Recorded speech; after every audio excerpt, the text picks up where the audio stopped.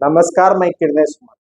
भारतीय प्रशासनिक सेवा के बिहार कैडर के वरिष्ठ अधिकारी संजीव हंस पर ईडी की लगातार हो रही कार्रवाई से सत्ता के गलियारे में हड़कंप मचा हुआ है और पदाधिकारी से लेकर राजनेता तक त्राहिमाम करने लगे हैं और पटना से दिल्ली तक कार्रवाई रोकने का संदेश भेजा जा रहा है।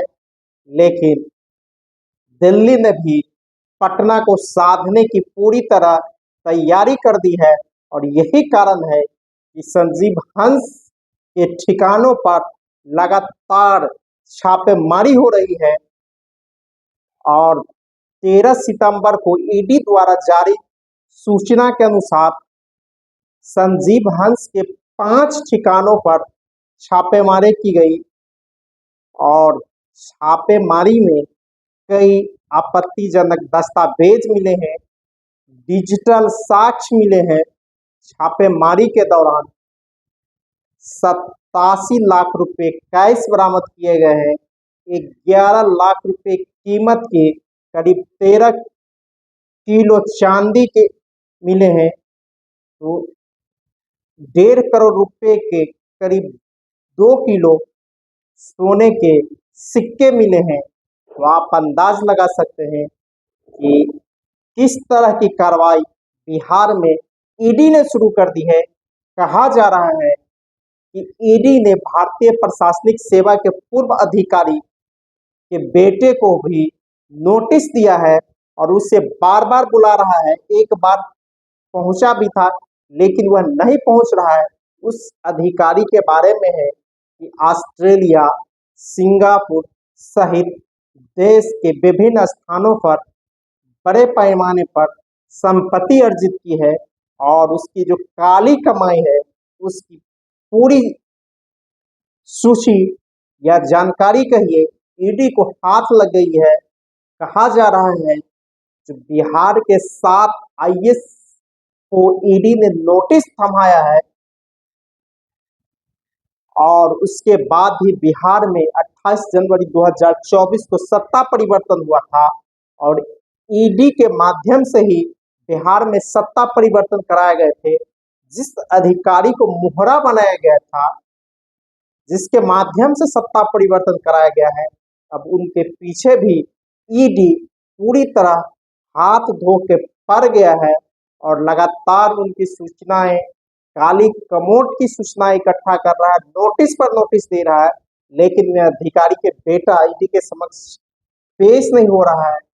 और यही कारण है कि लगातार संजीव हंस के इर्द के ठिकानों पर छापेमारी की जा रही है। चर्चा है कि 100 करोड़ के आसपास की संपत्ति से की जानकारी ईडी को हाथ लगी है।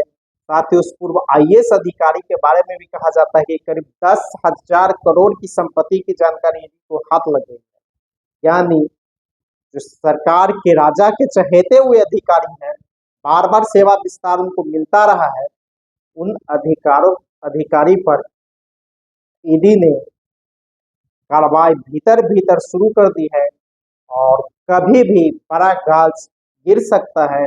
और कहा जा रहा है कि बिहार में ईडी लगातार और अपनी कार्रवाई तेज करेगा। जब बिहार में सत्ता परिवर्तन नहीं हुआ था तो जदयू के एमएलसी राधाचरण सेठ के यहाँ छापे पड़े थे। राधाचरण सेठ को गिरफ्तार किया गया था। सत्ता के इर्द गिर्द रहने वाले एक बड़े ठेकेदार की यहाँ छापेमारी हुई थी और नीतीश सरकार के काबिल मंत्री के साले के यहाँ छापेमारी हुई थी। उस छापेमारी में भी कई नियुक्तियों के बारे में जानकारी मिली है और कई तरह की सूचनाएं ईडी को हाथ लग गई है।